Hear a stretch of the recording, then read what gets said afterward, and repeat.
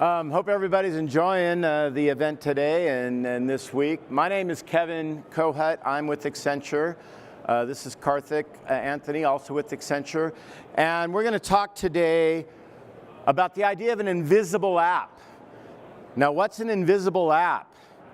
Well, many of us, if not all of us, can relate to this kind of idea. I travel a lot, and I often find myself at an airport and I need to get to my hotel or my client, wherever it is I'm going. And so I have some choices of how I'm going to get there. I open up my hotel app and find the address of the hotel, click the get directions, that opens up Google Maps, and then I look to see if I can walk, maybe if it's close enough, or get an Uber, what have you, and I can pick that, and then the Uber shows up, I get in there, I get to the hotel, I get out, and my Amex gets charged, right? So if you think about that, a lot of stuff is happening. And the idea of the invisible app is not just saying we need an app for that. The idea is to empower other apps, other API consumers, app developers, to use what you've got to incorporate into an experience that the user wants. And the idea is not to just get an app out there. You need a way to enable these interactions. You need a way to meet some key things, right? Consumption-driven design is one of the first driving kind of goals. We've all heard that, right? Consumption-driven design, API first, mobile first, a lot of different terms for that. But what we're talking about is from the experience of the user, not the capabilities of the provider. Let me give you an example. We probably hear a lot of statistics about millennials, and most millennials never set foot inside a bank, right? They open their bank accounts and do all their banking online. We all knew that, but here's another interesting thing. Most millennials don't even use the banking app that comes from their bank. I mean, they might use a little bit, but like my daughter, who's a millennial, she works in downtown LA, and she rarely uses her banking app. When she needs to pay somebody some money, she'll do that in the context of whatever that transaction is. So she might be doing it from within the app, Amazon or what have you, or she'll be doing it in some other fashion. She doesn't want to have to go to her banking app in order to figure out what her account balance is. She wants it to show up as she's picking payment options in whatever transaction she's trying to accomplish. That's consumption-driven design. It's being able to do things that you want to do when you want to do it, right? I like to say what I want, when I want, on whatever device I want, even if I don't know that I want it. And the only way you're going to enable that is to enable the app developers that are out there and all the different API consumers that are going to be developing these apps to get access to what you have to offer in a way that lets them do it for their particular use cases, right? And that's what we mean by use case specific. I might be a financial services organization and have all sorts of APIs, but maybe I just need to be able to enable payments for certain apps that want to be developed. And all I need to do is figure out a way to make that happen. I don't need to offer a complete comprehensive banking app and tell this app developer, well, just integrate with our banking app. That app developer wants to know, I just want to be able to make payments using your customers' bank accounts.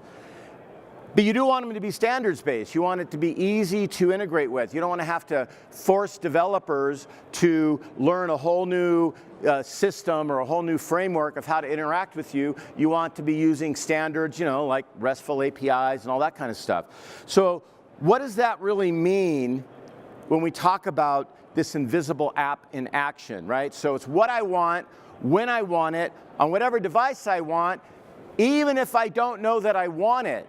And a good example of that is when you use Google Maps to get directions, they have different options on there that sometimes you weren't even thinking about doing. Like, hey, you can take public transportation and it's only going to take you 20 minutes to get there. And you might think, well, I was never thinking of taking public transportation, but gosh, if it's that easy and I can just easily go hop on a train or whatever and it's only going to be $5, maybe I'll do that instead of trying to get an Uber or some other kind of thing. And so the idea behind invisible app interaction is to enable that to happen. Now let me give you some examples from real clients that we've worked with. I was working with a logistics company, you know, that's shipping and so forth, and they had a problem. And the problem was one of their APIs was an address verification API. So if you want to ship something, you know, want to ship something with FedEx or UPS or DHL or, you know, pick any one of them, right? Part of what you do to get a shipping label printed and all that is to verify the address, make sure you've got a good address. Does that street number really exist in that zip code on that street? That kind of thing.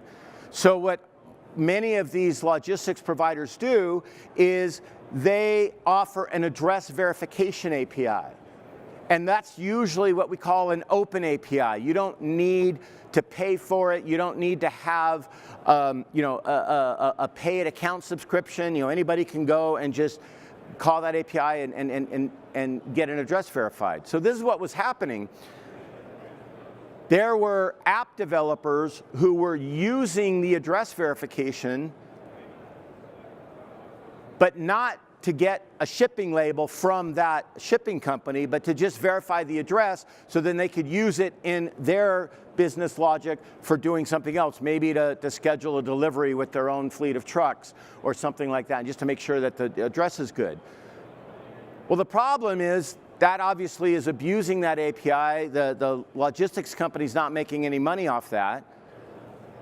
So what this client wanted to do was, well, we want to put some governance around it. We want to put rate limits, and we'll say, you know, if you make more than 5 API calls for address verification for the same transaction, we're going to cut you off after 5 and you know, give you a nastygram and say you've exceeded your limit.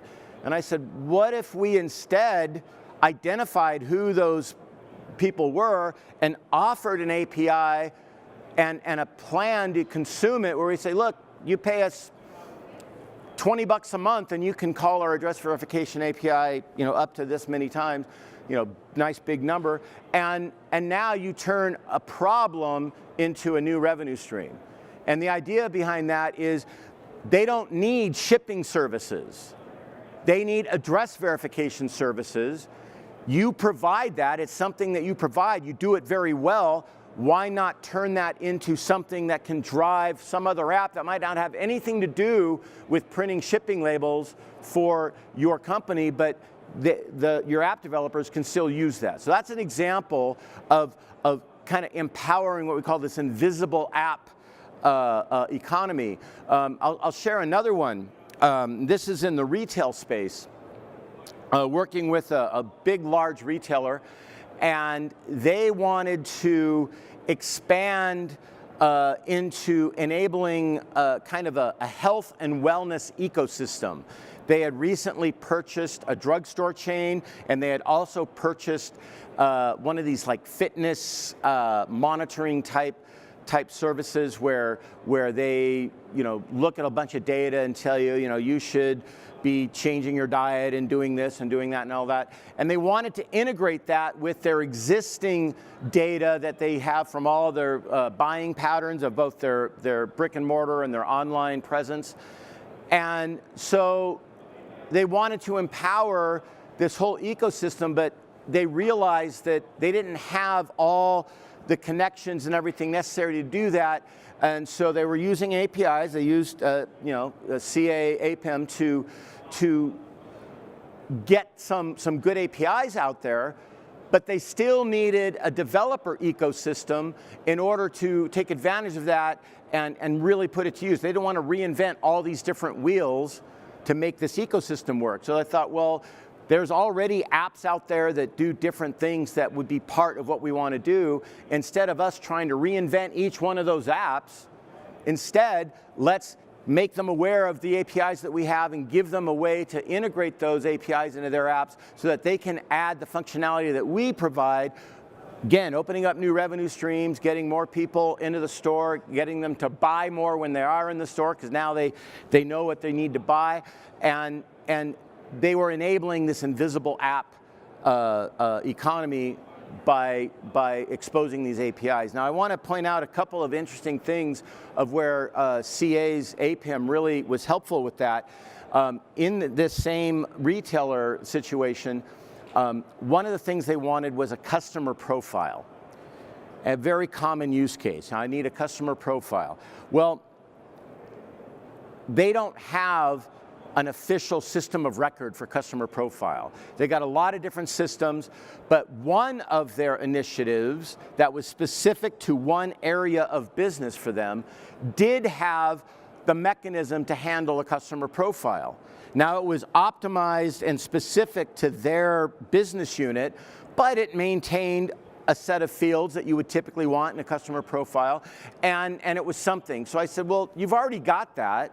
Let's throw an API in front of it, go into CA, create we use the term facade API, create a facade API that calls that existing customer profile API, expose it under a whole new different URL path so we can start introducing the idea of a profile interface here. And for now, just use that existing profile that you have that, yeah, it's purpose-built, it doesn't have all the different fields that you need, but it's a start. And they were able to get, version 1, if you will, of the profile API up and running without having to code any new services. They just used an existing API that was out there, but now they've got an interface.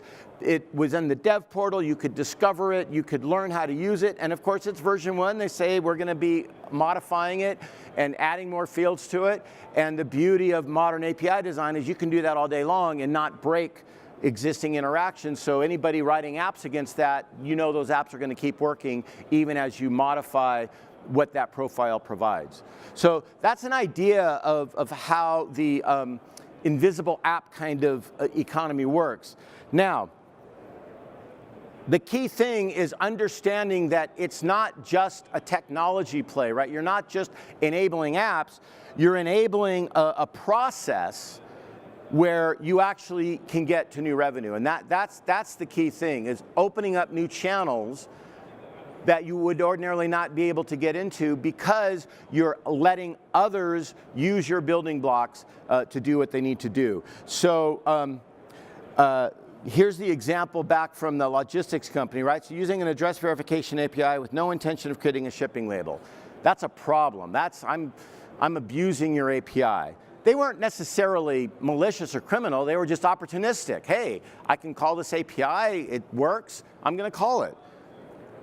And so instead of blocking them, let's offer a seamless and easy way to take full advantage of address verification. Say, well, let's turn it into a product.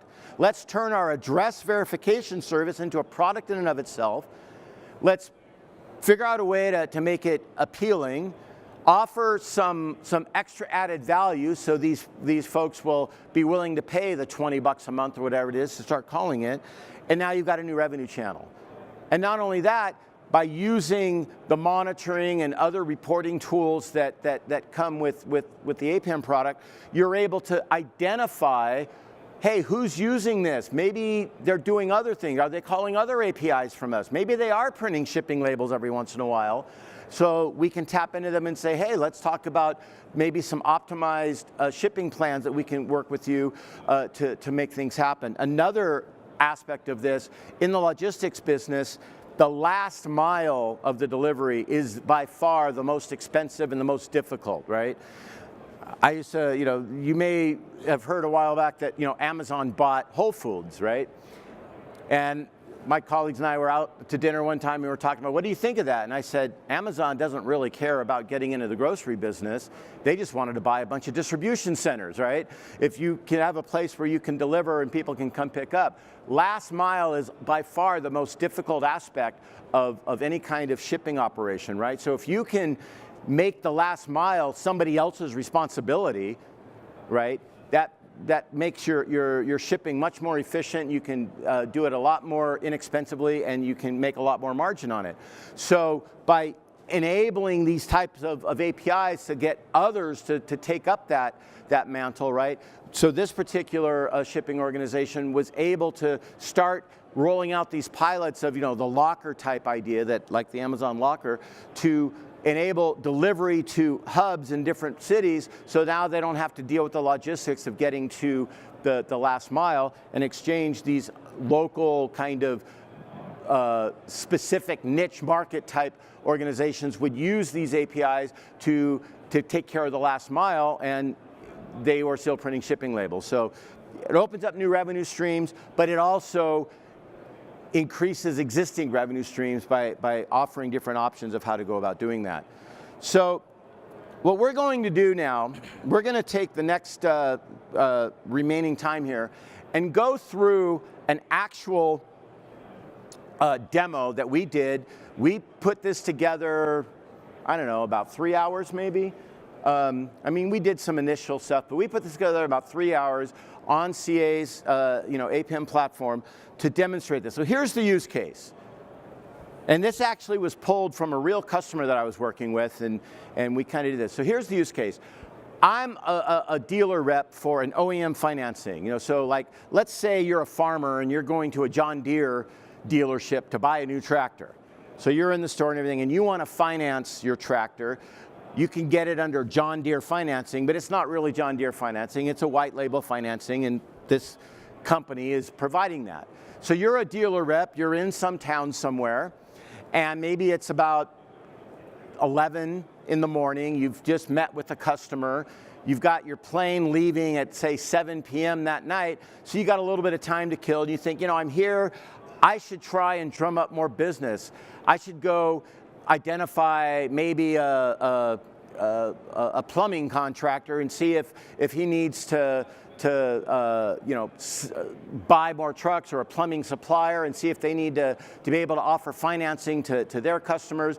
So here's how this would work if you just simply had an app for that, right? First, he would go into Yelp to search, or some other business search, to find potential customers to hit up. He'd enter some search criteria, get back a list. Then he would say, well, I probably want to take them out to lunch because it's almost lunchtime. So let me find good Italian restaurants that are near him. So then he'd have to get the address from the Yelp lookup.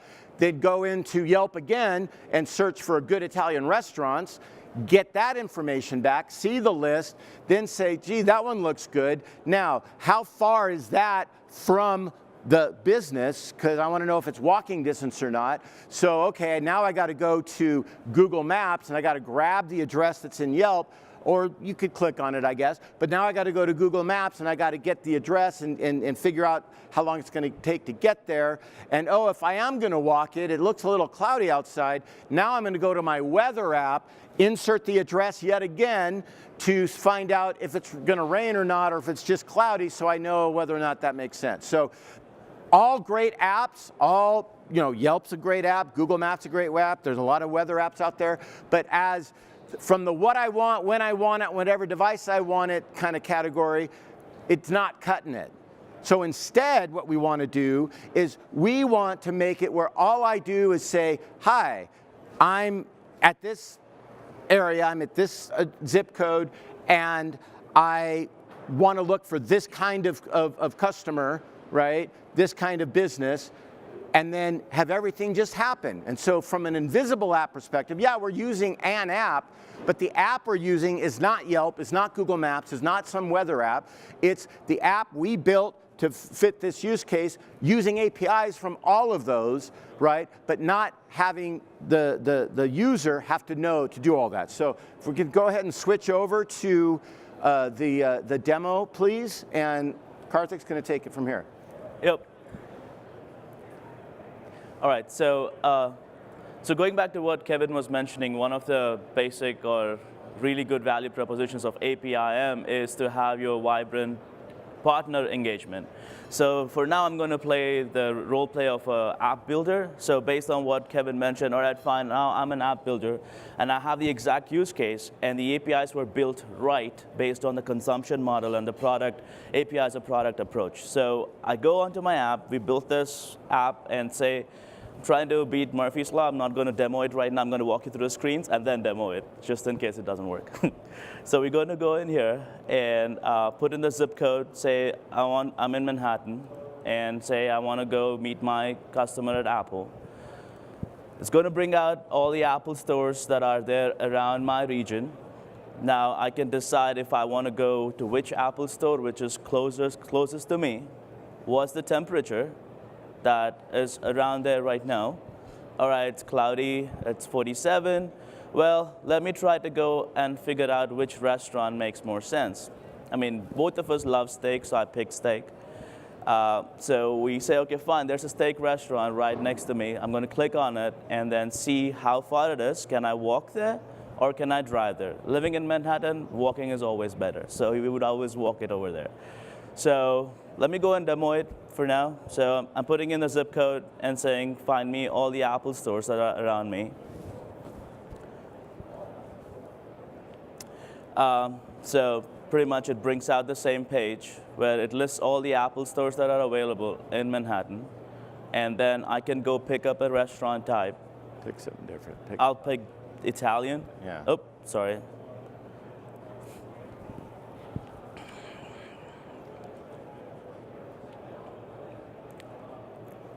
And these are the bunch of Italian restaurants which are close to the Apple store that you have selected.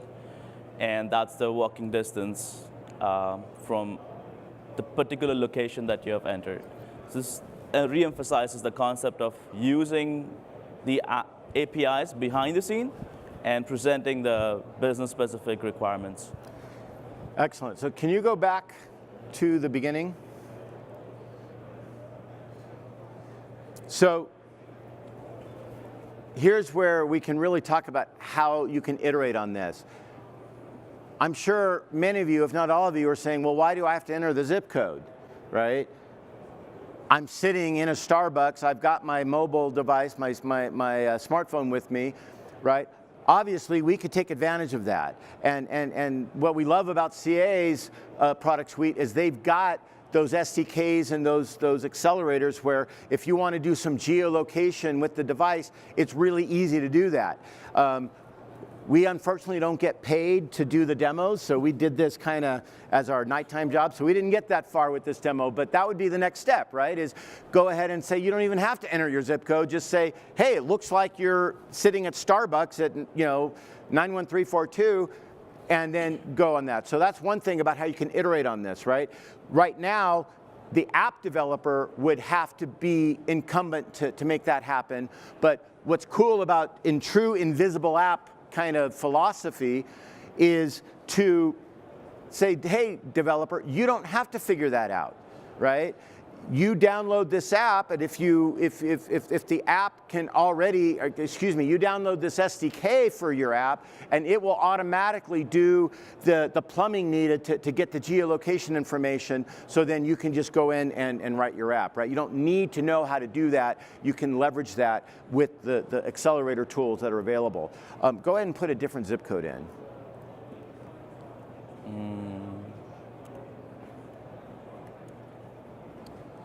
And let's put Honda. So now we're searching in a different zip code for Honda, and we're hoping we're going to see some Honda dealers, and there you go. There's some different dealers and so forth. And the idea here is we're making a couple of API calls here in the background, right? We're going to Yelp. Actually, this is one API call, but on the next step, we're making quite a few API calls, all on the server side, part of the API orchestration, so that the app developer doesn't have to figure that out. So like just pick one and pick a restaurant, right? So pick whatever. So now what's happening is we're calling Yelp again to search for whatever category he picked, the top 5 rated restaurants in that category within a certain radius of the zip code. We're also making 2 calls to Google Maps, because the way the Google Maps API works, you can get walking or driving time. You can't ask for both of those in the same call. So we're making 2 subsequent calls to Google to get both the walking time and the driving time, right? All that's happening at the API manager level. The app developer doesn't have to know that that's how it's working, doesn't have to understand that that's how it has to work. And the beauty here too is right now we're going to Google Maps and we're using Yelp. Yelp might be great for the restaurant part, but there's probably a much better service to use for the business locator, right? Yelp is really primarily a restaurant finder. Yeah, they find other stuff, but there might be a much better source for finding the business data. We could swap that out and put that in there, and the app developer doesn't even have to know that that change was made. So those are some of the benefits of empowering this what we call invisible app kind of economy and such. And so the demo, like I said, it took us a few hours to put together. We worked with some of the CA folks. They were gracious enough to provide the CA instance to put this on, so we're using that. And like I said, we did a very similar demo for a client and showed it to some of their executives, and they really, really appreciated how that could open up new markets and such. So we've just got a couple of minutes. So if there's any questions or comments, you're welcome to do that. And also, we'll be here afterward. You can come see us. But any questions? All right. I guess we're going to actually finish a little early. Thank you, everyone. Thank you.